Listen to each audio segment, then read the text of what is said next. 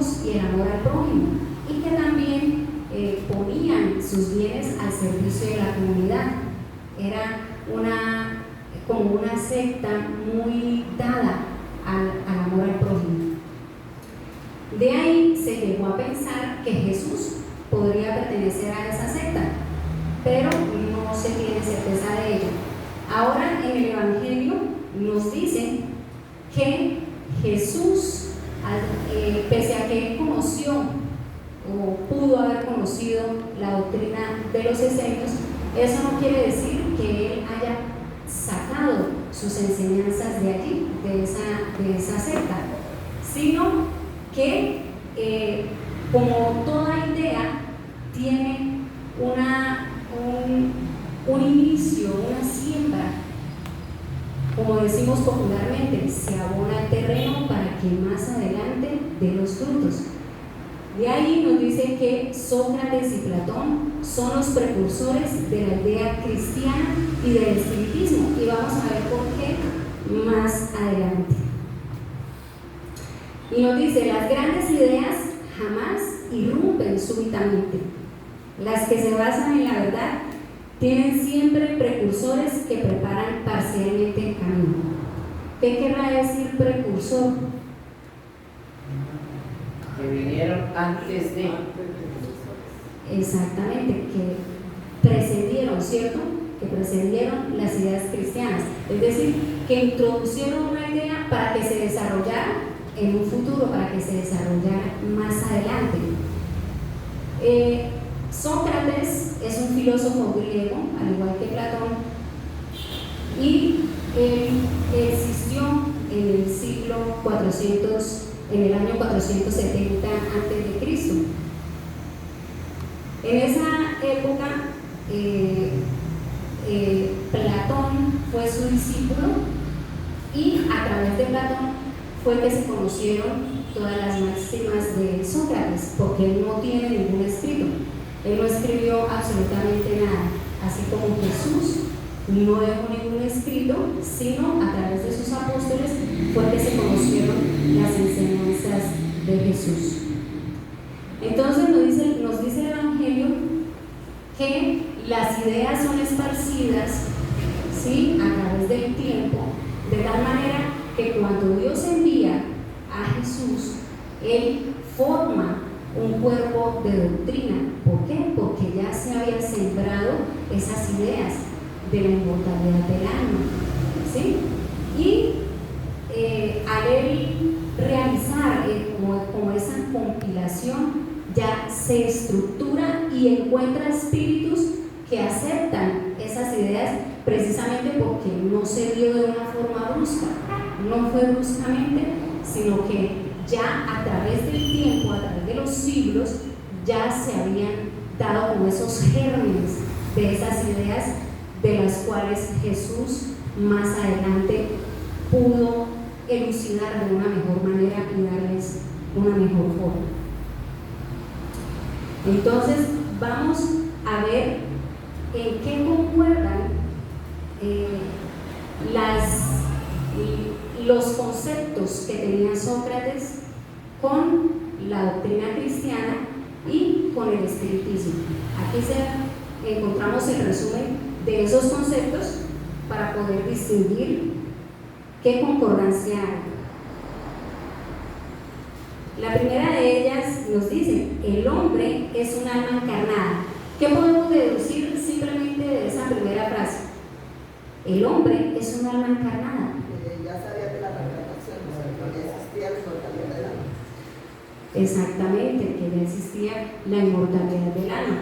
Ahí vemos reflejado el principio material y el principio espiritual. El principio material, ¿por qué? Porque nos dice que estamos encarnados, ¿sí? Es decir, que estamos en la carne, hay materia, y que es un alma, es decir, nuestra alma está encarnada en ese cuerpo. Entonces se desprende de ahí el principio material y el principio espiritual. Antes de su encarnación, el alma existía. En esa frase vemos reflejado la preexistencia del alma, es decir, ya nos está diciendo que el alma existía, unida a los arquetipos Según la filosofía, los arquetipos primordiales son ese modelo perfecto de la divinidad. A las ideas de lo verdadero, del bien y de lo bello.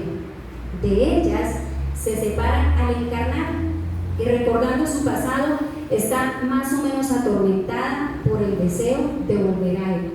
Ahí vemos cómo el espíritu tiene una vaga intuición de que hay algo más allá de esta vida y que desea en algún momento dado volver allí al mundo espiritual de donde proviene. Aquí vemos también, se refleja la supervivencia del alma después de la muerte del cuerpo. Entonces, simplemente en este pequeño texto hemos sacado muchas conclusiones y que vemos que el espiritismo nos habla de ello. El alma se extravía y se turba cuando se sirve del cuerpo para considerar algún objeto. Siente vértigo, como si estuviera ebria, porque se apega a las cosas que por su naturaleza están sujetas al cambio.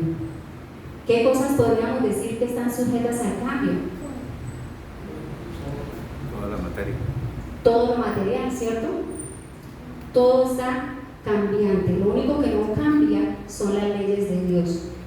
Aquí vemos cómo el alma está limitada por el cuerpo, ¿cierto? Nos dice que se siente como si estuviera ebria.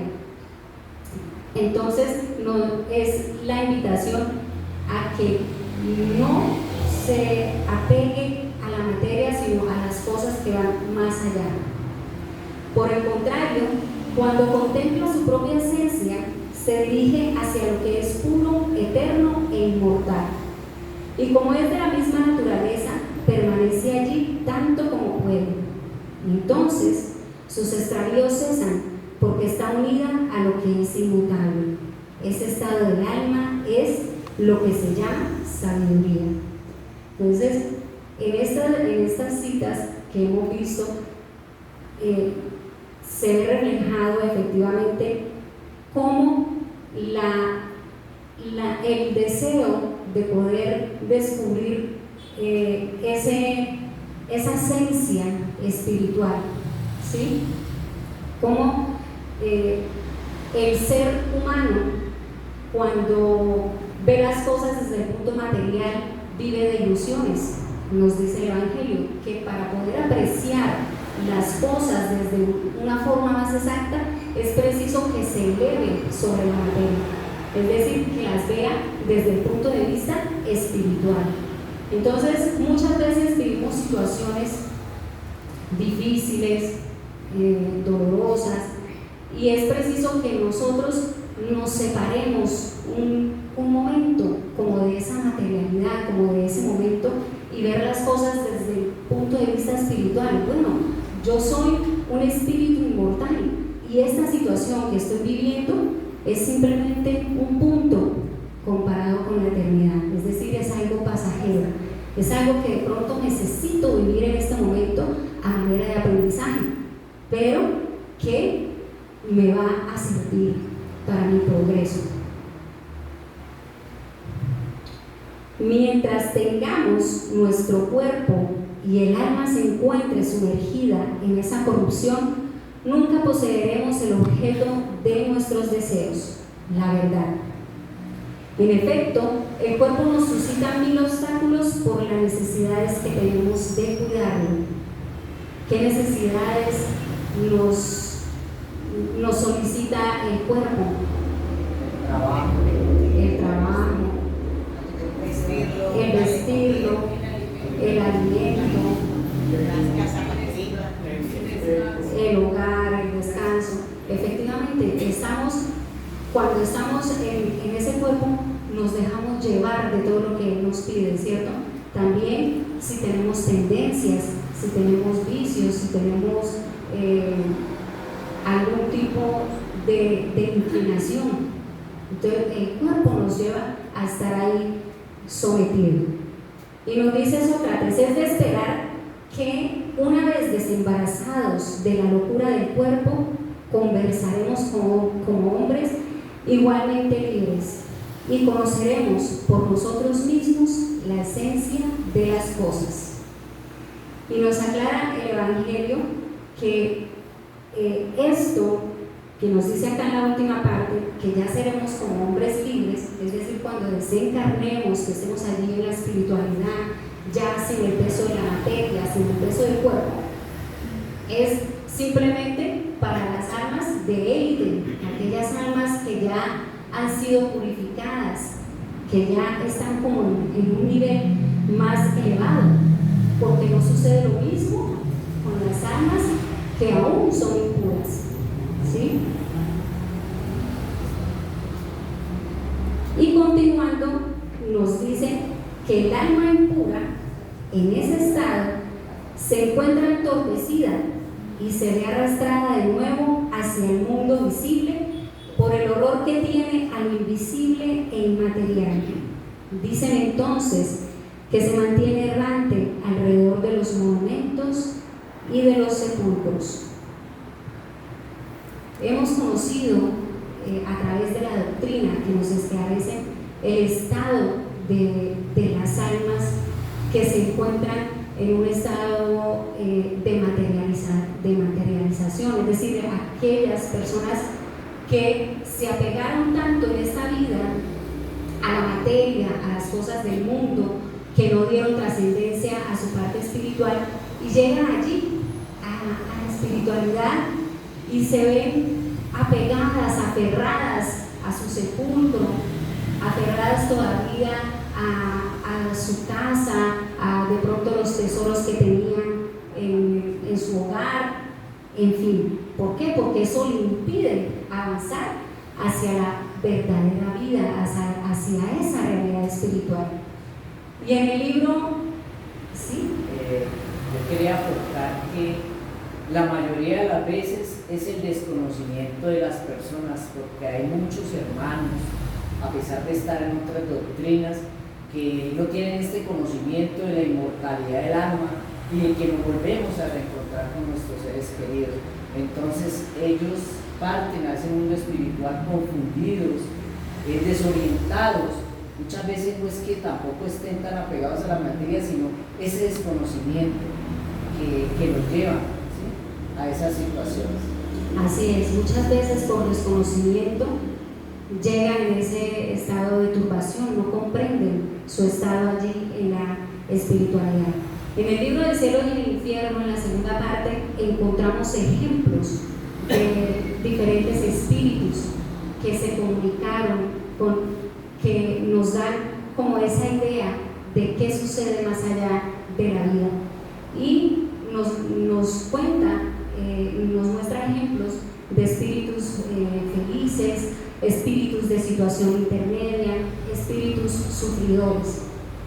Uno de esos ejemplos es el de un joven que también era aferrado a la materialidad y cuando desencarna y es evocado, porque en esa época, para poder realizar la comprobación de la existencia del alma, los espíritus eran evocados. Esa fue la primera etapa del espiritismo. Actualmente no se realiza ningún tipo de evocación, vale la pena aclararlo. Entonces, ahí nos narra cómo el espíritu dice que solicita oración, que solicita oración porque sufre mucho, se siente adherido a su cuerpo y se siente confundido y no comprende su situación. Entonces vemos que no es lo que nos decía Sócrates, no aplica para todos los espíritus, simplemente aplica para aquellos que ya tienen un nivel más elevado y aquellos que aún son impuros o aún están en vías de progreso, tienden a estar más aferrados a la materia. Después de nuestra muerte, el genio, daimon, demonio, que se nos había asignado durante la vida, nos lleva a un paraje en el que se reúnen todos aquellos que deben ser conducidos al Hades para ser juzgados. Las almas, después de haber permanecido en el Hades el tiempo necesario, vuelven a ser conducidas a esta vida en múltiples y prolongados periodos. Aquí nos habla acerca del genio o demonio. En la antigüedad no se tenía la concepción que se tiene ahora de que el demonio es un espíritu del mal. No, anteriormente simplemente era un espíritu. Era simplemente eso, un espíritu. No se distinguía de los demás, es decir, no se calificaba como malévolo. Y nos dice que se nos había asignado durante la vida, es decir, es un espíritu guía, ¿cierto? Según la doctrina espírita, tenemos un espíritu guía que nos acompaña, que nos instruye y nos esclarece, nos conduce de alguna manera para que nosotros obremos siempre de acuerdo al bien. Y nos habla también que deben ser conducidos al Hades. Según la mitología griega, el Hades es el dios del inframundo, y el inframundo es un lugar a donde van las almas de los muertos. Pero ese inframundo no es como un infierno, sino que está clasificado en varios campos. Están los campos elíseos, donde van las almas de los héroes, de los virtuosos, ¿sí? Están los campos asfóderos, donde van las almas ordinarias. Y también está el Tártaro, que es similar a lo que conocemos como infierno, donde van aquellas almas que han ofendido a los dioses. Entonces es como esa idea, llevándolo a la doctrina espírita, los diferentes estados del alma a donde se dirigen los espíritus de acuerdo a su evolución, ¿sí? De acuerdo a su posición, a su nivel evolutivo. O sea, en la escala espírita. Efectivamente. Las almas, después de haber permanecido en el Hades el tiempo necesario, vuelven a ser conducidas a esta vida en múltiples y prolongados periodos. Esto quiere decir que reencarnamos, es decir, cuando estamos allí en el mundo espiritual, sea donde sea que estemos, según el tipo de lugar al que seamos conducidos, vamos a reencarnar nuevamente. Aquí se ve reflejado la multiplicidad de reencarnaciones, las reencarnaciones sucesivas que necesitamos para ir progresando, para ir avanzando. Los demonios ocupan el espacio que separa el cielo de la tierra. Son el lazo que une al gran todo consigo mismo, dado que la divinidad nunca entra en comunicación directa con el hombre. Los dioses se comunican y hablan con él por intermedio de los demonios, sea en el estado de vigilia o durante el sueño. Según la doctrina espírita, el espacio está poblado de espíritus, ¿sí? Y los espíritus, nosotros como seres humanos, como hombres, no estamos en condiciones de comunicarnos directamente con Dios. Son los espíritus superiores que transmiten la voluntad de Dios a través de otros espíritus. ¿Cómo podríamos nosotros conocer acerca de la espiritualidad? ¿A través de qué? A través de la mediunidad, efectivamente, a través de la mediunidad. Gracias a ella es que podemos conocer más de cerca la situación de los espíritus y las enseñanzas. Vemos cómo la doctrina espírita ha sido precisamente, es una doctrina de los espíritus, que son los que se comunicaron en aquella época y nos dejaron esas directrices, esa guía para nosotros nosotros conducirnos. La preocupación constante del filósofo, tal como la comprendían Sócrates y Platón, consiste en tener sumo cuidado con el alma, no tanto en lo que respecta a esta vida, que solo dura un instante, sino con miras a la eternidad.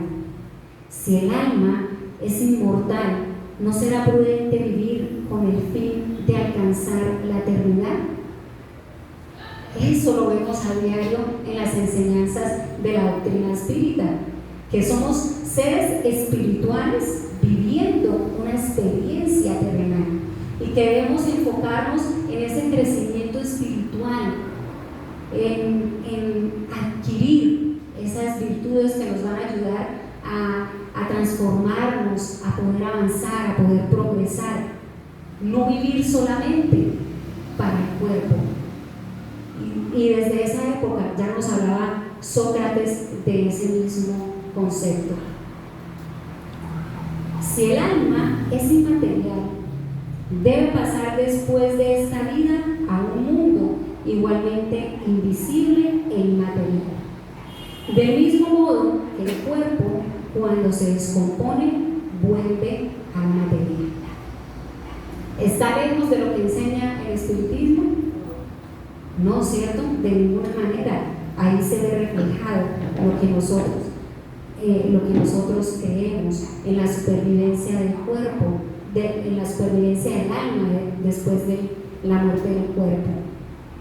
Solo que conviene distinguir bien el alma pura, verdaderamente inmaterial, que se alimenta como Dios de la ciencia y de las ideas, del alma más o menos manchada de impurezas materiales que le impiden elevarse hacia lo divino y la retienen en los lugares de su morada terrestre.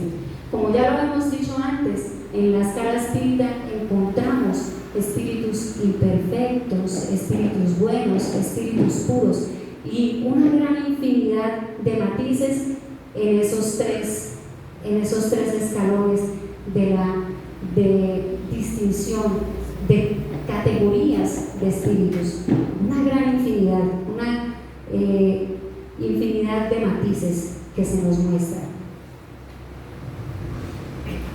Si la muerte fuese completa disolución del hombre, sería muy ventajosa para los malos, pues después de la muerte se verían libres al mismo tiempo de su cuerpo, de su alma y de sus vicios. Para la doctrina materialista, la que dice que todo acaba con el cuerpo, sería una ventaja para aquellos que hacen el mal. Es decir, no habría ninguna motivación para que la persona cambiara su camino, para que la persona se transformara, porque no tendría sentido, daría lo mismo hacer el bien o hacer el mal. ¿Sí? Porque si todo acaba con el cuerpo, ¿qué importa que me porte mal, cierto? Eso sería de esa manera. Solo aquel que atavió su alma, no con elementos extraños, sino con los que son inherentes a ella, podrá esperar tranquilamente la hora de su partida al otro mundo. Entonces, aquel que alimenta su alma de las cosas buenas, la práctica del bien, la práctica de la caridad, la reforma íntima, el conocimiento, ¿sí? Son aquellos que pueden tener la conciencia tranquila. Si hacemos un ejercicio y decimos, bueno, si yo desencarnara hoy, ¿podríamos decir que nos vamos tranquilos? Esa es una pregunta para no responder acá. Cada uno la va a meditar allí en su íntimo, en su interior. Si hoy fuera el día de nuestra desencarnación, ¿podríamos decir que nos vamos tranquilos al otro lado de la vida? El cuerpo conserva los vestigios bien pronunciados de los cuidados que se le han dispensado y de los accidentes que experimentó. Lo mismo sucede respecto al alma. Cuando ésta se despoja del cuerpo, lleva consigo las señales evidentes de su carácter, de sus afecciones y las marcas que cada uno de los actos que su vida le dejaron. De ese modo, la mayor desgracia que puede sucederle al hombre es irse al otro mundo con el alma cargada de crímenes. El espiritismo nos dice que cuando nosotros desencarnemos seguimos siendo los mismos, ¿sí? No es por el hecho de que yo desencarne ya voy a ser bueno, no. Si yo no he cultivado la bondad en esta vida terrena, allí en la espiritualidad no voy a ser bueno. Si yo tenía defectos aquí que no trabajé, que no logré superar, cuando llegue a la espiritualidad continuaré siendo la misma persona. Tendré el mismo carácter, el mismo temperamento, las mismas tendencias. Si no he podido dejar mis vicios, si tengo el vicio del alcohol, el vicio del cigarrillo, allí van a estar todavía conmigo, acompañándome, porque no es de mi cuerpo, es de mi espíritu. Esa virtud, ese vicio es de mi espíritu, no de mi cuerpo. Entonces continuaremos siendo los mismos después de esta vida, allí en la espiritualidad. Una de dos cosas: la muerte consiste en la destrucción absoluta o es el tránsito del alma a otro lugar. Si debe aniquilarse todo, la muerte será como una de esas noches raras que pasamos sin soñar y sin ninguna conciencia de nosotros mismos. En cambio, si la muerte solo es un cambio de morada, si es el tránsito hacia un lugar donde los muertos deben reunirse, qué felicidad sería encontrar allí a los que hemos conocido. Estas palabras fueron mencionadas por Sócrates en su lecho de muerte, antes de consumir la cicuta, que fue el veneno que le fue obligado a beber. Y se despidió diciendo: me voy para la otra vida y ustedes quedarán en este plano. Como vemos, aquí nos dice que la muerte solo es un cambio de morada, y el espiritismo nos dice efectivamente que estamos transitando entre el mundo material y el mundo espiritual, y que los lazos que a nosotros nos unen aquí, cuando son lazos reales, lazos de amor, de afecto, van a continuar también allí en la otra vida. Por eso nos dice: qué felicidad encontrarnos allí con los que nos hemos conocido. El espiritismo lo ratifica mediante los evangelios que nos hablan que la inmortalidad del alma fortalece los lazos de familia, ¿sí? Fortalece los lazos de amor, no los rompe. Con la muerte no se rompen esos lazos. Podemos estar tranquilos que si algún ser querido ya ha partido, cuando nos llegue el momento, porque todos vamos a dar ese gran paso, cuando nos llegue el momento, vamos a encontrarnos allí con ese ser que nos antecedió. Tenemos ya esa certeza de poder reencontrarnos. Qué felicidad, qué alegría, qué consuelo nos da el espiritismo. Nunca se debe devolver injusticia con injusticia, ni hacer mal a nadie, sea cual fuere el daño que nos haya hecho.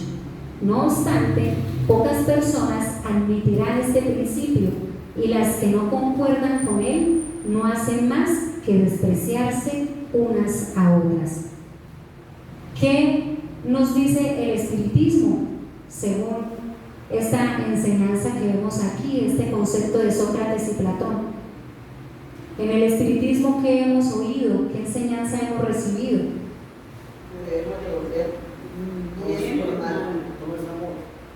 Efectivamente, que debemos devolver bien por mal. Nos enseña Juana de Ángeles que el mal que me hace mal es el mal que yo le hago a mi propio. Ese es el verdadero mal.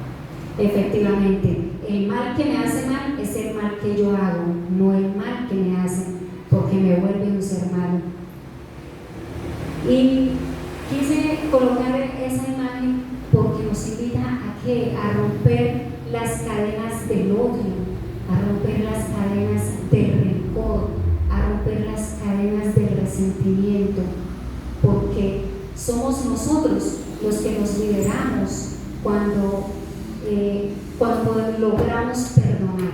Cuando logramos perdonar, somos libres, así como la imagen que está representada. Y de ahí, del perdón, se deriva que yo no tenga deseos de venganza.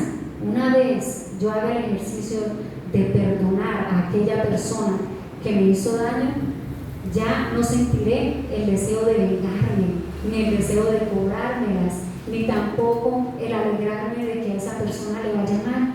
No, por el contrario, voy a devolverle todo el bien que pueda hacerle. Si esa persona llega a mí y necesita de mí, poderle tender la mano sin ningún resentimiento. Por los frutos se conoce el árbol.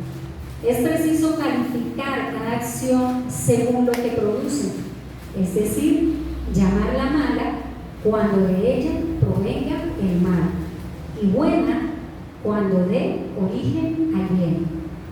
¿Esto quién nos lo dijo? ¿Quién nos lo ha dicho en repetidas ocasiones, en repetidas citas que vemos en el Evangelio? Jesús, ¿cierto? Efectivamente, no se aparta de la idea de la enseñanza de Jesús, que nos dice que por los frutos se conoce al árbol. Ahora, pregunto yo, en el espiritismo hemos hemos recibido enseñanzas, hemos recibido directrices.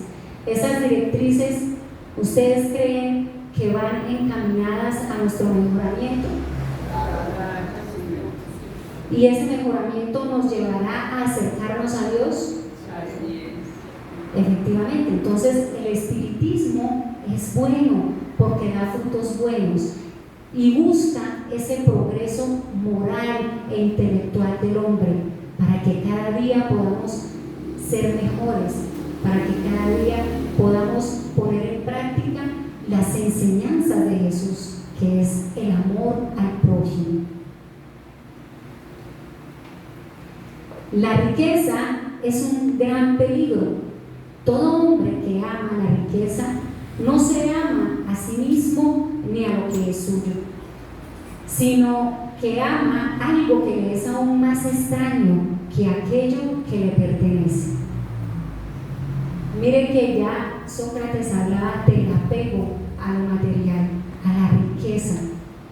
Cuando estamos ansiosos, cuando se despierta en nosotros la ambición del tener, del querer poseer bienes y descuidamos lo que realmente es importante, estamos estancados, estamos allí aferrados a algo que no nos pertenece, porque finalmente todo lo material aquí se queda, nada nos llevamos, ¿verdad?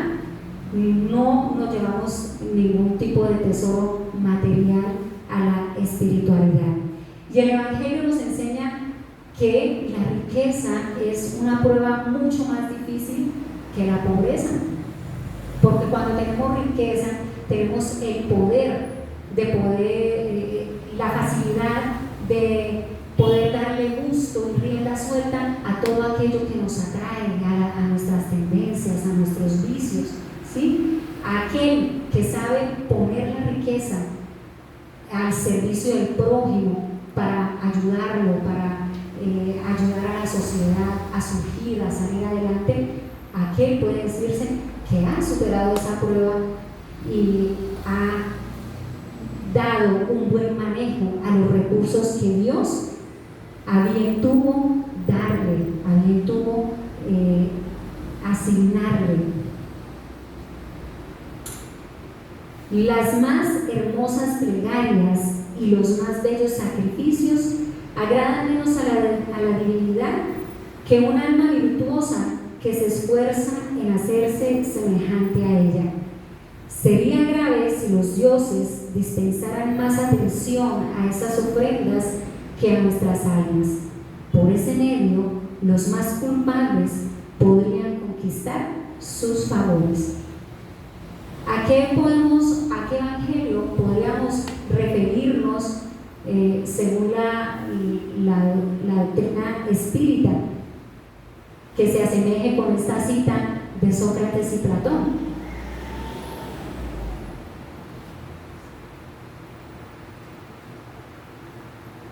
Al evangelio de darle al César lo que es dar al César lo que es del César y a Dios lo que es de Dios.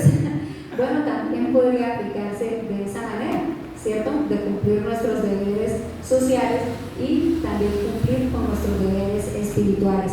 Pero, según el Evangelio, según el Espiritismo, nos habla de que el sacrificio más agradable a Dios es el sacrificio de nuestro resentimiento.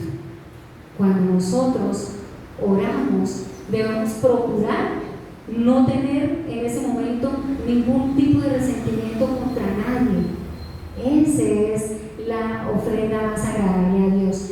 Y es que en la antigüedad se hacían ofrendas materiales. Entonces, por eso dice aquí Sócrates, los más culpables podrían conquistar los favores de los dioses, porque sería fácil simplemente llevar algo material, presentarlo a los dioses, pero en la vida cotidiana seguir con rencor, con odio, no actuando de manera correcta, no haciendo el bien. Entonces no sería algo justo, no sería lo que realmente quiere Dios de nosotros. Y entonces el Evangelio nos esclarece de esa manera. Debemos procurar, si tenemos alguna diferencia con algún hermano, buscar esa reconciliación, poder que esa oración sea coherente con mi manera de sentir y con mi manera de actuar en relación con los demás, ¿sí? No quiere decir que para poder orar tengamos que ser perfectos, no, de ninguna manera, porque todos estamos en un mundo de expiación y pruebas en la que todos somos imperfectos, pero sí que vayamos en ese deseo, en esa voluntad de poder ir mejorando, ir superando aquellas situaciones que me tienen en conflicto con mi hermano, con mi vecino, con mi hijo, en fin. Y de esa manera agradaremos más a Dios en esa oración. Llamo hombre vicioso a ese amante vulgar que ama al cuerpo más que al alma. El amor está por doquier en la naturaleza que nos invita a ejercer nuestra inteligencia. Se encuentra hasta en el movimiento de los astros. Aquí nos habla del amor universal, ese amor que está en todo y en todos. En cada uno de nosotros existe ese amor que Dios ha puesto en cada uno de nosotros. Y qué bonito poderlo ampliar, poderlo potencializar cada día más mediante nuestras buenas acciones, ¿sí? Y el amor universal también implica el amor a la naturaleza, el amor con nuestros hermanos menores, que son los animales, las plantas, el medio ambiente. Ese amor que algún día reinará en la tierra. La virtud no puede enseñarse, viene como un don de Dios a los que la poseen. Acá Allan Kardec hace un cuestionamiento. Dice, si fuera un don, ¿por qué Dios no se lo dio a todos? Si fuese así, sería injusto, ¿cierto? Porque solo le da la virtud como un don a ciertas personas y las demás se quedan sin ese don, cosa que no es posible. Por eso nos esclarece. El espiritismo es más explícito, pues dice que el que posee la virtud la ha adquirido por sus esfuerzos en existencias sucesivas, despojándose poco a poco de sus imperfecciones.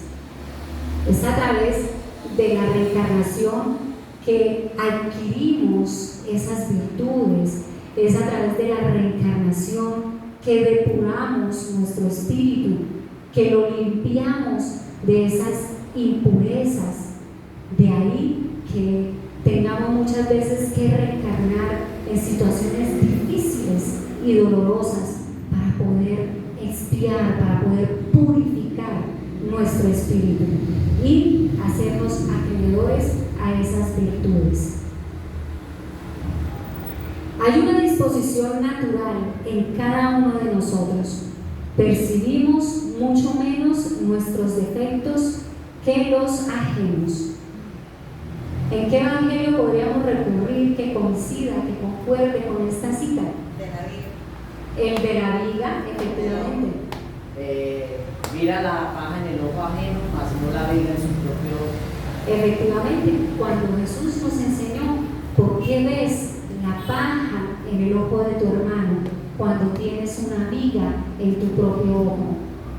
Cuidar primero de sacar la viga de tu ojo para luego ayudar a tu hermano con la paja que está en su ojo.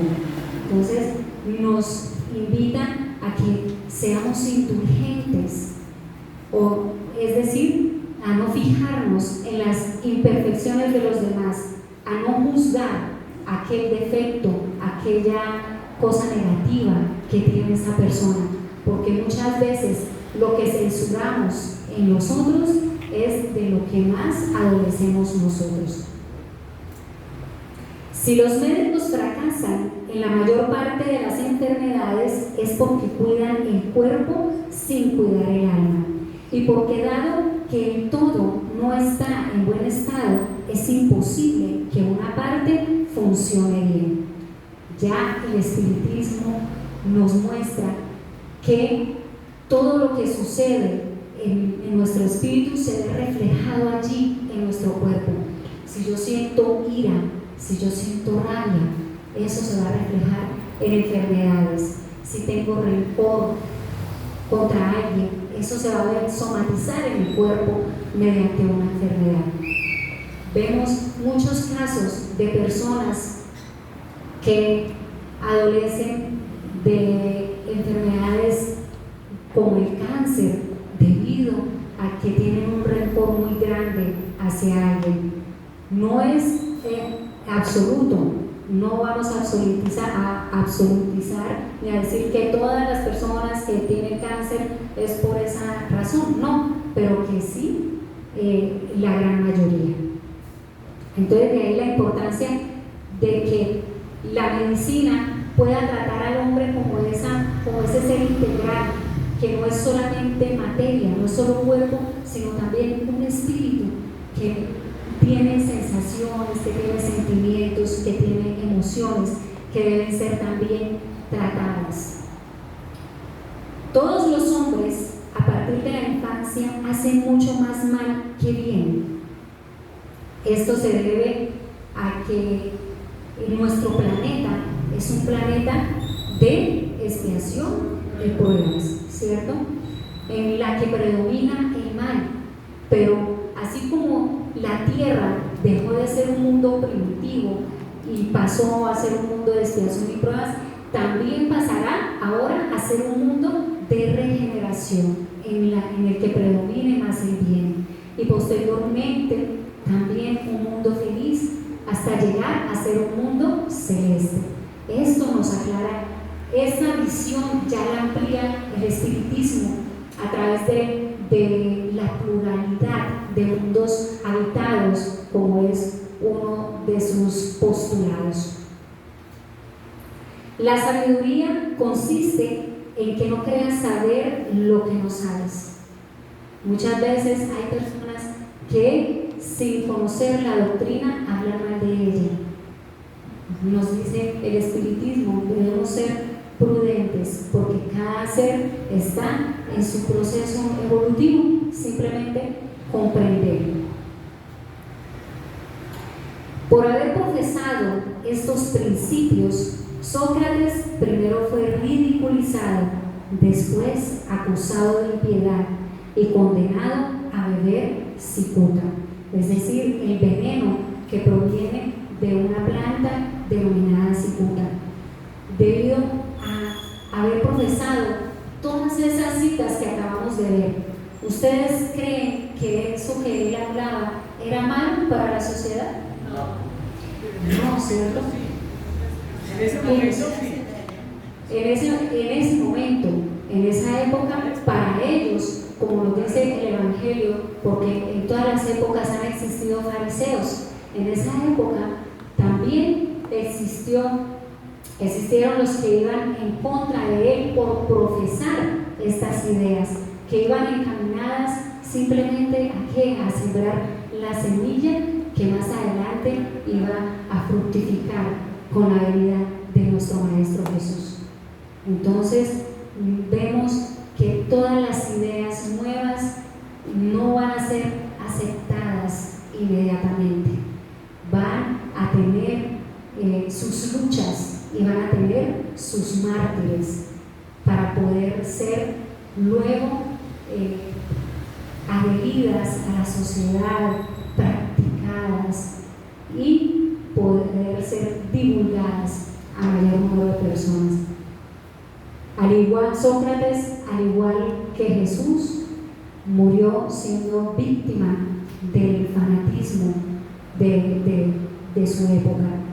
Entonces, como hemos reflejado, Sócrates y Platón fueron precursores de esas ideas cristianas y de la doctrina espírita, porque a través de estas enseñanzas que acabamos de ver, también las promueve el espiritismo, y también Jesús, cuando estuvo entre nosotros, le dio mayor fuerza y le dio